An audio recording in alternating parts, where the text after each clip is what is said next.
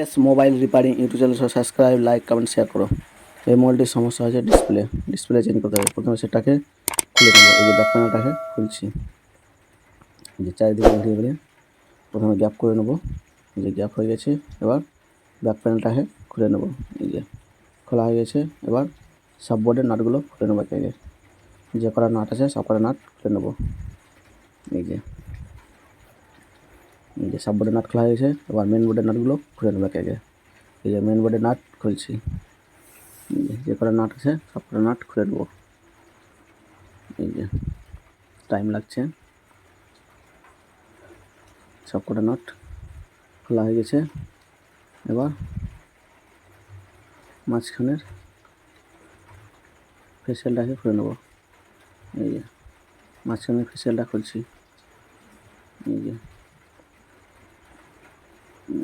লেগে আছে।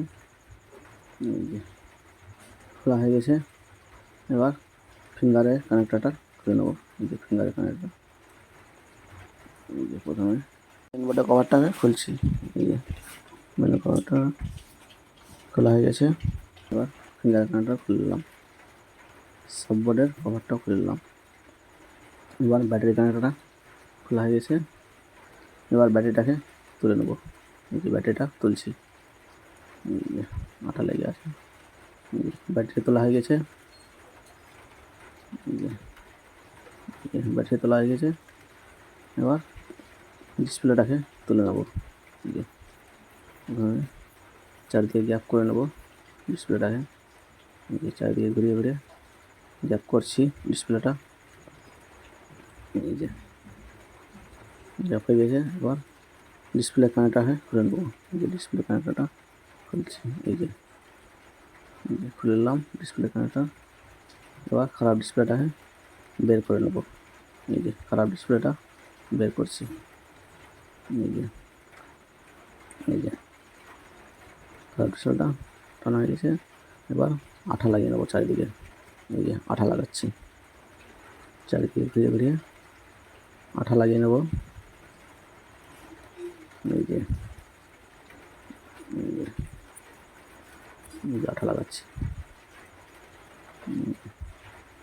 টাইম লাগছে।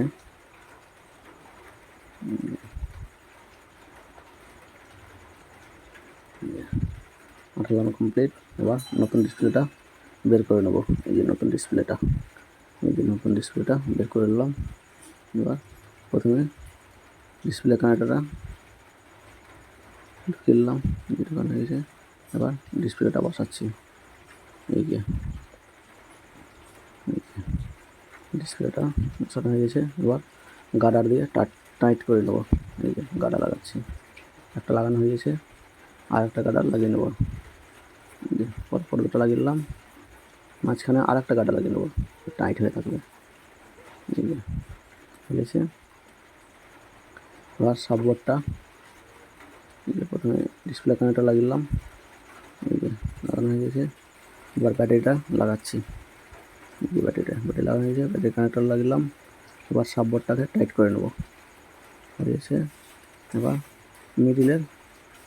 মিডিলের ফেসিয়ালটা লাগিয়ে নেবো। প্রথমে এই যে ফিঙ্গার কানেক্টরটা লাগিয়ে নিলাম, তারপর মেন বোর্ডের কভারটা লাগানো হয়ে গেছে। এবার মিডিলটাকে ঠিকঠাক করে বসিয়ে নেবো।